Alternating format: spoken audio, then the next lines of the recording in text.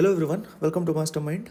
So we'll be discussing top 50 multiple choice questions series, and in this we have already done with 7 parts, and in which we have discussed more than, let's say, around 30 topics as well. Here one thing which you might have observed is that more than the multiple choice question, the topic on which the multiple choice question which is asked is very important, and because of that, depending upon the question, we are discussing the whole topic rather than the question itself. So let us start with the first one. The type of unemployment where there is mismatch between the skills which is possessed by the workforce and the requirements of the available position. And in this case, what type of unemployment this is? So if you might have observed the previous year questions, most of the times they have asked the question related to type of unemployment in the economy, and hence this question will be very important, and we'll understand the different types of unemployment as well. So there are actually 6 different types of unemployment. We'll understand each of them, and here the answer is structural unemployment. We'll try to understand the mnemonics or the shortcuts of how to remember those things with the help of example, and this explanation itself will be a little huge and it will be very important, and I'll try to make it more interesting for you.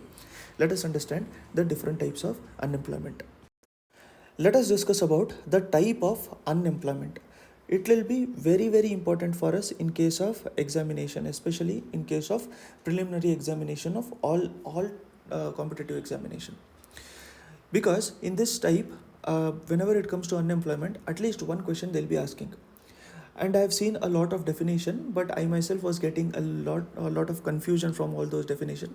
So I thought to make examples so that it will be easier for us to understand. So I'll try to make it easy for you. So there are 6 different types of unemployment which you have to remember. So let us start with the first one, which is structural unemployment. Now we'll see each of these unemployment with the help of examples only. Then it will be easier for us to remember that. Now for example, you have a training to repair VCR. So you know VCR, in the olden days we would be having that VCR cassettes, and with the help of those VCRs we were watching movies, and at that point of a time there was a lot of piracy as well, correct? So the VCRs, now let us say you have a skill or you have been trained to repair these VCRs, so you repair VCRs. Okay, now at this point of a time, anybody uses VCR? No, because people have switched to, let's say, DVD, they have switched to streaming. At this point of a time, the number of people who are using USBs are also very less, that is the pen drives are also very less. Now here, what is the skill which you are having in order to repair VCR? The skill which is having by the worker to repair VCR. But at this point of a time, people have switched to DVD, streaming, and let's say USB. Now this is the skill which is required, or the skill which the employer needs. The skill which employer needs. Now there is mismatch in this, right? At that point of a time, it will be easy for you to find the job, or it will be difficult for you. It will be very difficult for you, because you might struggle to find a job because the skills itself do not match. And when the skills do not match,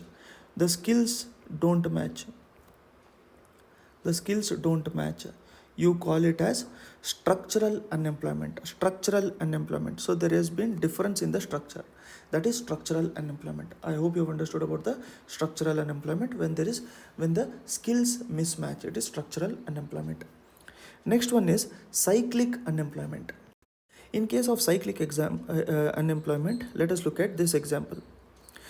You might have seen that in lockdown, what was the lot of news related to jobs?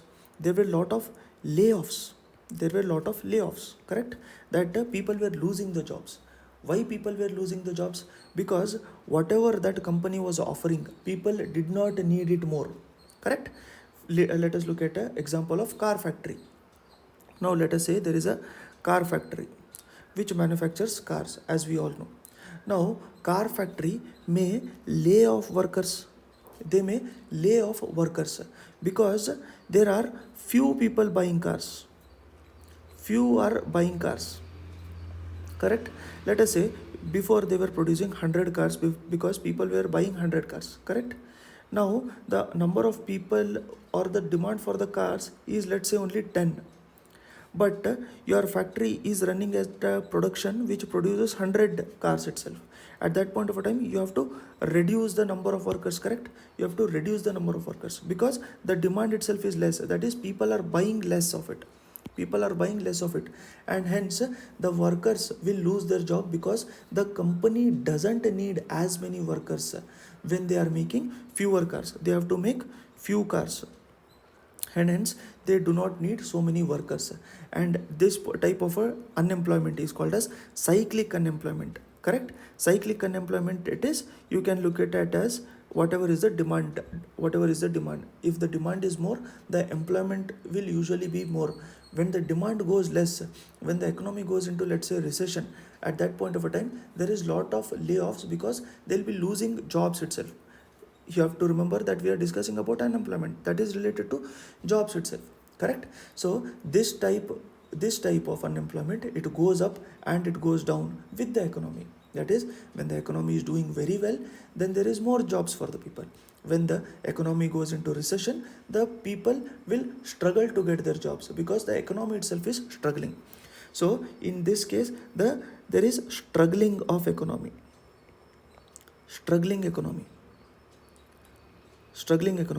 Some of you might feel that I am going very slow with respect to explanation, because I am making sure that I am repeating it again and again so that you don't have to revise it further and you have to remember it from this particular video itself. So structural is skill don't match, cyclic is struggle. Cyclic is struggle for struggling the economy. Okay, I hope you have understood about this. Let us move on to the third one, which is frictional unemployment. In case of frictional, you remember, whenever it is friction, you remember it as temporary. Okay, you remember it as temporary. Okay, in case of structural, we remembered it as skills. Which were not matching. In case of cyclic, we remembered it as struggling. In case of frictional, you remember it as temporary. Now what is temporary in this case? Now example, you are working, let's say you are working as a mechanic. You are working as a mechanic in BMW. This is just an example. You are working as a mechanic in BMW. Now you might quit this job. Because you will be looking for better position. Let us say senior manager or service manager, example, something like that. So you are looking for better position. That is, you are giving interviews somewhere else, and you might, let's say, get a job somewhere else, a job in, let's say, Mercedes. After 2 months of giving interviews and giving the practicals, etc. Now for this 2 months you were unemployed, right? So this is called as frictional unemployment. So this is like a temporary gap between the jobs. When people leave one job and are looking for another, there is a short period when they are unemployed. Okay, so this is called as frictional unemployment. So whenever it is friction, it is temporary. Structural, it is skill. Cyclic, it is struggling economy. Next one is underemployment. Okay, underemployment. In case of underemployment, you remember the underemployment as less than essential, less than needed. Okay, underemployment as less than needed. Then the word underemployment itself will be explanatory for us. Now what is underemployment? Let us say you have a degree in computer science. Let's say you are having a degree in computer science. That is, for example, you can be a tester in a company, or you can be a developer in a company, coder, etc. You can be in a company. But the economy is such that the maximum better job you are able to find is a cashier. You are only being able to find work as a cashier, let's say at a grocery store. At that point of a time, your skill are underutilized, correct? Your skill are underutilized because it is not properly utilized only, right? Because you have a skill to be a tester or a developer or something else in case of ITs or in MNCs, but you are maximum able to find a work as a cashier at a grocery store. So your skills are being underutilized because you are capable of much more than what your current job requires. Such kind of unemployment is called as underemployment. Such kind of unemployment is called as underemployment. In case of hidden unemployment, you remember the word as discouraged. Discouraged. You remember the word as discouraged. What is discouraged? That is, people have been looking for the jobs a lot of times, and there is fewer job opportunities. Okay, there is few job opportunities, and hence they are discouraged. So they will only look at the jobs when new opportunities arrive, when there is new businesses arrive or new opportunities arrive. Such employment is called as hidden unemployment. That is, these are the people who aren't looking for the job actively because they are already discouraged or they are facing obstacles. That is, there is lack of available jobs itself in that particular areas. But if the things gets improved, if the new startup comes, or if the new companies come, or if the new job opportunities come, they will again start looking for the jobs in the job market. That is called as hidden unemployment. That is, they are discouraged at this point of time. So this is the fifth type. Now the last one is disguised. Last one is disguised unemployment. Disguised unemployment. Hidden unemployment we have seen, it is discouraged. Before hidden, we have seen it as underemployment. Underemployment, your skill is way more, but the job which you are getting is way less for. Okay, and when that skill and the job is having mismatch, it is called as structural. In case of cyclic, it is the layoff which we have seen, that is the economy is not well. In case of frictional, you have seen it as temporary. Okay, in case of hidden, it is discouraged. Now in case of disguised unemployment, in case of disguised, it is inefficient. Okay, so it is efficiency. Okay, less efficiency or inefficient. For example, let us say there is a job. For example, it is harvesting a crop.